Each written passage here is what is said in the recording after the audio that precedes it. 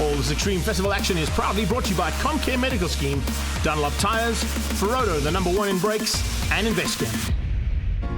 We head down to the mother city, and the city of Cape Town is behind the Killarney International Raceway for the penultimate round of the Extreme Festival. And the crowds are here in full force for all the action. Welcome to the penultimate round of the CompCare Volkswagen Polo Cup here in the mother city. And Killarney International Raceway has thrown everything at these boys this weekend.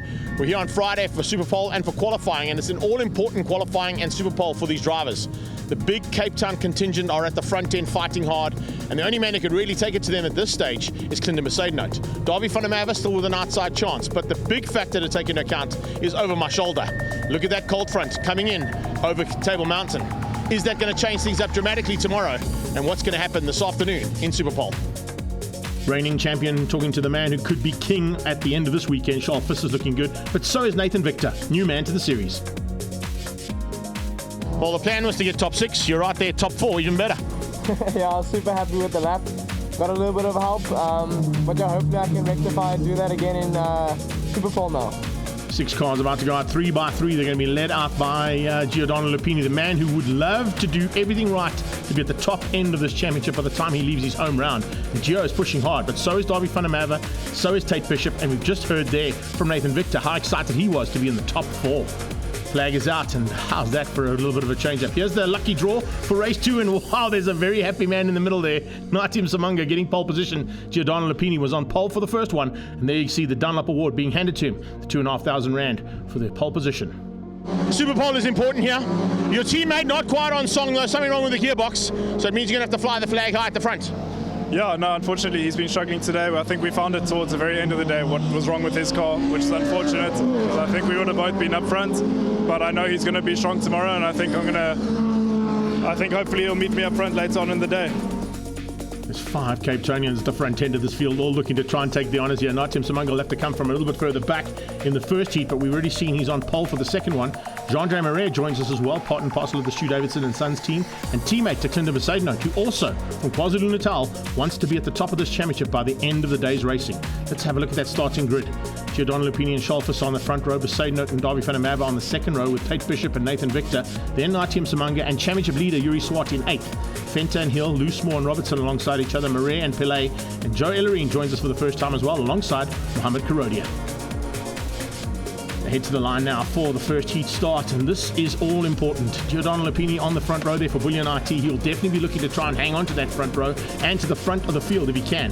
But as I said, there are 5 Cape Townians on his tail, a KwaZulu-Natal based man, and a man all the way from the Eastern Transvaal. It's going to be an amazing start here as we get ready to go now for CompCare Polo Cup Race 1 in the very overcast and slightly breezy conditions compared to yesterday. But as they head down towards turn 1, Gio's got the lead and looks like up in the second place. Darby van der Merwe from the second row squeezes through and gets up the inside of his teammate there, Charles Visser.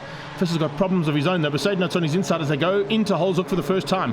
Nathan Victor's dropped back ever so slightly. Yuri Swart has got through on him. Cara Hill fighting with Jago Robertson, and just ahead of Jago is Bryce Pillay. He splits the 2 Team Red Racing boys at the back end there, Loosemore and Robertson, but as I say that, Robertson dives on the inside and comes back at a hard charging Bryce Pillay, but Pillay had to give way there.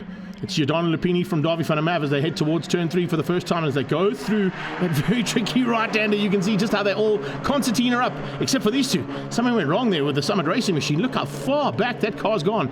Victor with some problems in the start line as they come through there for the first time. Now they start to push it to the limit as they go up into Malmesbury and onto that back straightaway for the first time. Let's have a look at it from Yuri Swart's point of view. We heard he had some gearbox issues. Looks like they seem to have got that all sorted out. And the second of the Bullion IT cars now putting pressure onto Natim Samanga as they come down to the braking point into Cape Town corner and Fostron. On the brakes, down the gearbox, into third, up onto the banking.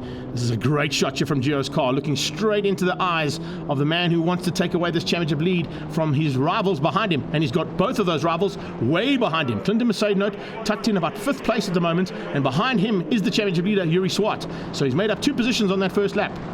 This is Darby van der Merwe attacking Giordano Lupini, but Lupini wants this victory. He wants the home track advantage. He wants to show the Cape Townian crowd and Bullion IT they put their money behind the right man.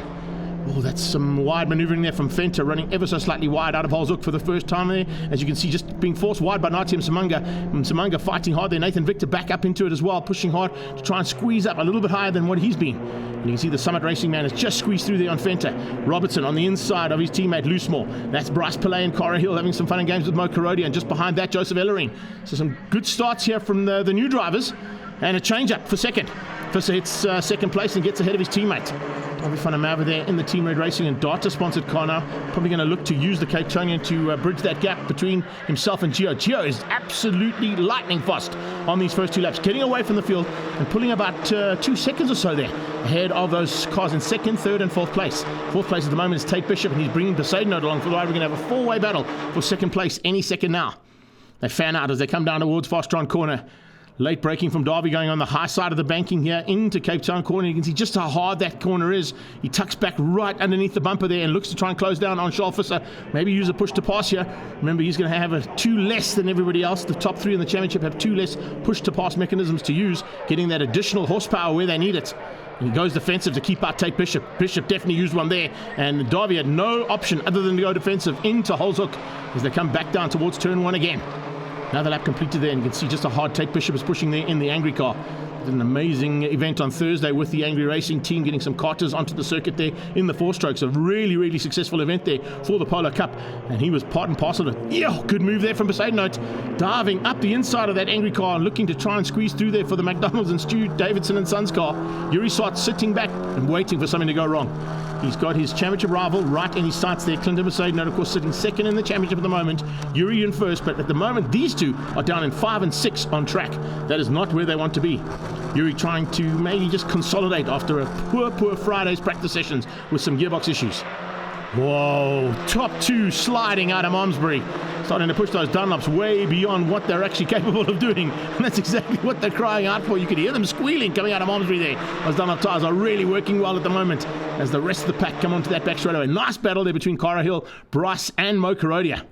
Having a really good tackle and tussle at the back end there between those 3 cars. And then the rest of the pack come through here. This mid-pack also started to heat up there with Venter closing on the back end of Nathan Victor, joining us for the very first time in Polo Cup. Great to have him there. And he's joined by Joseph Ellering as 2 new rookies join the series with 2 rounds to go. Now they come back onto the main straightaway again. Fantastic starts here from the top end of the championship, but some great starts in the mid-pack as well. Look at Nathan Victor applying pressure onto the back end of a man who has been at the front end of the field and has dominated in certain sectors of this championship, Nathi Msimanga. The Squadra course man is certainly expecting to not have that amount of pressure being applied to him by the rookie. Remember, Victor's got some serious experience around here. He normally participates in another Polo in the GTI challenge here, but he's certainly loving life at his home circuit. He has a change up possibly. Besaidnote getting superb line out of the kink and dives on the inside, going down into that very fast right-handing sweep. I tell you what, Damps is not easy to get right, and if you've got Besaidnote's kind of courage and those cones, that's the kind of maneuver you can make. And he gets up ahead there of the angry car of Tate Bishop. Bishop now falls into the clutches of his fellow Cape Townian. And you can see that Yuri Swart is meaning business as well. He's already applying the pressure onto Tate Bishop, realizing that Besaidnote's got 1 position up ahead of him. Speaking of pressure, this is late race pressure coming here from Visser onto the back end of Giordano Lupini. Visser wants the victory. Giordano's going to fight hard for it. They're both fighting for honours here for championships, and they're also fighting for honours in terms of what they're going to finish up for the Cape Townian crowd. The Western Province fans have come out to see their top 5 fighting in CompCare Polo Cup, but it's going to be Giordano Lupini who wins out that battle. He beats Charles Visser to the line. Davy van der Merwe comes through for 3rd place and keeps Besaidnote and Yuri Swart behind him, closing the gap down dramatically in this championship for CompCare's 2022 season. Rest of the pack comes streaming through there, and it's a great finish all the way down into 13th place.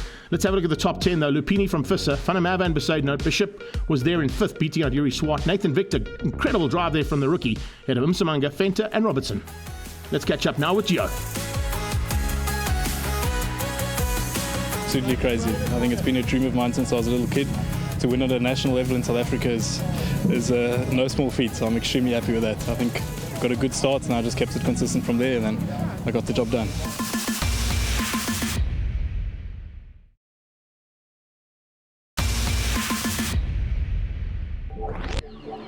There's about 15 points within the top 5 drivers in this championship heading into race number 2 for CompCare Polo Cup at the penultimate round here in Cape Town of the Extreme Festival. And as you can see, conditions have changed dramatically. It's a bit chillier than what it was earlier on, and the wind is pumping a bit more than what it is. But this is the Mother City, and Cape Town at Killarney International Raceway always provides great action, particularly in the Polo Cup. Race 2 action now about to kick off as the drivers are getting ready. Nathan Victor will look to maybe get him to the top 6. Bryce Pillay will continue his fight out with Cara Hill, and you can see some smiling faces on the sideline. Maybe with Bryce having to run a little bit harder this time out. Jason Loosemore back from international oval track duties. He's definitely having a great time of it. Charles Visser this time definitely wants that number 1, and he wants to be on the top step of the podium. But on the front row, it's Natia Msimanga who will lead them down towards turn 1. Alongside him is Giordano Lupini. Lupini's been left in the wake. Look at that. Being eaten up about 5 or 6 cars into turn 1. It's Tate Bishop who slots up in the second place. Lupini is side by side there with Charles Visser. Looks like Darby van der Merwe tucked in behind Tate Bishop. Yes, he has. He's got to 3rd. Besaidnout into 4th, and Lupini is just getting eaten up left, right, and centre. Speaking of left, right, and centre, well, 2 cars off track there on the right-hand side with Cara Hill and Mo Karodia getting completely offline as they came out of turn 1. That is an incredible drive there, and out of shape is Jean-Andre Merez. He gets a little tap there from Mo Karodia going into turn 2. A little bit out of shape, but he manages to catch it. Stays on the black stuff as they head down towards turn 3 now. This is where things could change up. Tate Bishop are really applying pressure. Look at the pressure, though, coming from Giordano Lupini, and he forces Visser wide. Visser onto the dirty stuff. Charles Visser runs onto the grass, and he's going to slot in possibly into about 3rd last position as he comes back on track there for Team Red Racing. Yeah, just ahead of Joe Ellerine, right at the back there for the Paget Racing squad. As they come onto the back straight away now for the first time, look at the steam train of Polo Cup GTIs heading down towards Cape Town corner.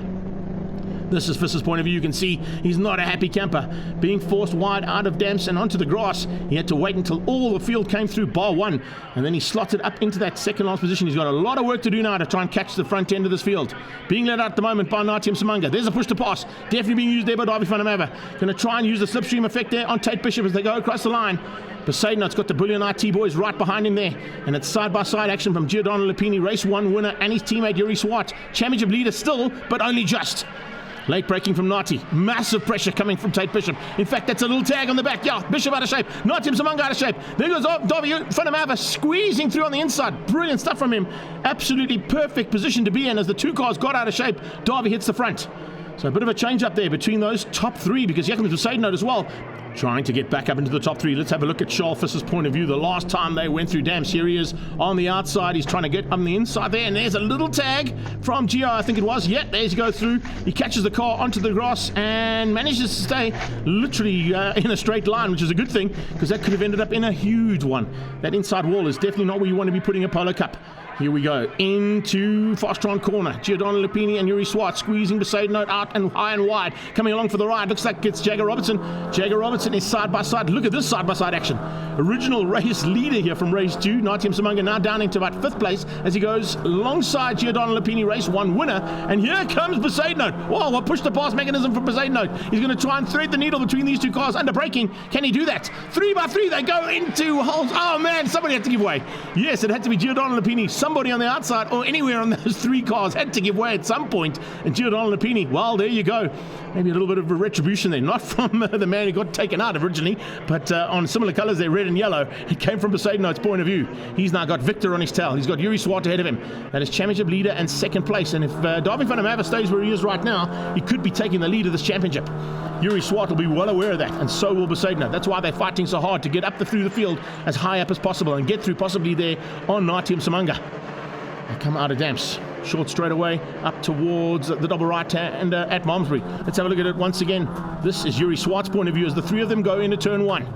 Well, Nati turns in, so does Besaidnout. Yuri gets a little bit of help there. Moves up 1 position and retakes that position away from Besaidnout due to the fact that Besaidnout had to take some evasive action with him and Giordano coming together. Lupini now onto the back end of Fenter. Fenter's out of shape. Oh, with the IDN car. He slides in. Fortunately, that's a bank corner. That helped him out from not sliding completely off circuit. But Dean Fenter got that completely lit up. And of course, who has just got engaged. And congratulations to him and his young lady. We wish them all the very best. But right now, he's not worried about that. He's more worried about what's happening into Cape Town corner. This is Visser coming back. What a drive here from Charles Visser. Unbelievable action here from Charles Visser, who's made his way through the field rapidly. And he's back up into the mix there with Natia Msimanga and Besaidnout. Can you believe that? He's got ahead of Nathan Victor as well. What a turnaround there, and some luck coming the way of Charles Visser after he was off track earlier on. He's now looking to try and get up on the inside. He's got Besaidnout all over the back of him, trying to find a way through there. Clinton Besaidnout is too far down here to take the lead of this championship after 4 rounds where he's been absolutely the dominant factor in this championship. He's battling here at the Cape Town circuit. He comes side by side, looking for the inside line there. Sharpfist is going to go on the inside line. He'll probably follow him through. Naitium Samanga could lose out 2 positions. Noam Samanga sees him coming. Just squeezes enough room there to keep out Sharpfist, but he's gone wide. And Giordano Lupini's coming along for the ride. Here comes Victor as well. 5 cars fighting into Malmesbury. Absolutely amazing stuff here in the CompCare Polo Cup in Cape Town. The penultimate round of this championship, and they've kept the best till last. There's no doubt about it. Look at these 5. Absolutely side by side once again between Naitium Samanga and Giordano Lupini. Are we going to have 3x3 in a Cape Town? Looks like that could be the case. Here they come. Up into the breaking point, and it's Nathan Victor trying to get on the inside there of Besaidnout. Besaidnout's much better on the brakes. How late was Clinton Besaidnout on the brakes there into Cape Town? And great driving from Giordano Lupini. He's managed to eventually get ahead there. And Naitium Samanga, a pole man, is demoted down dramatically. Davy van der Merwe has hung on. An amazing drive there from him. Opportunistic driving, but it's going to give him the lead of the championship. The angry car comes through for second place with Tate Bishop at the wheel. And Yuri Swart, well, he needed that 3rd place. There's no doubt about it. Beating out Charles Visser, who came from the back of the field, up into 4th place. What a drive. Beating out Clinton Besaidnout, who finishes up in 5th place. Nathan Victor, in his rookie run, has a 7th and a 6th place there in the 2nd race. Lupini comes through for 7th, ahead of Samanga, Robertson, and Cara Hill. Let's catch up now with 3rd place, Yuri Swart. We found a cigarette in our fuel tank, so make of that what you want, but in the end that's motorsport. There's always going to be politics. We've looked like we found it for the last race and changed the fuel pump, and we were back in at 8th to 3rd with 1 less push to pass and a lot of people around me, so I'll take it, and the pace at the end looks strong, so to come back with that at the end, I'll take it. It could be the difference. So A 3rd in race 1 and a win in race 2 sees Davy van der Merwe at the top end of the championship now. Started a bit on a back foot on practice, but I found our pace more as the weekend went. But very happy. Thank you for BW South Africa and all the work they've put into the cars. Very, very happy, and let's see what happens in Swartkops. Heading to Swartkops, there's 14 points between 5 drivers, 3 points between the top 2, as Davy van der Merwe looks to make sure that the 3 races at Swartkops are going to count for this championship.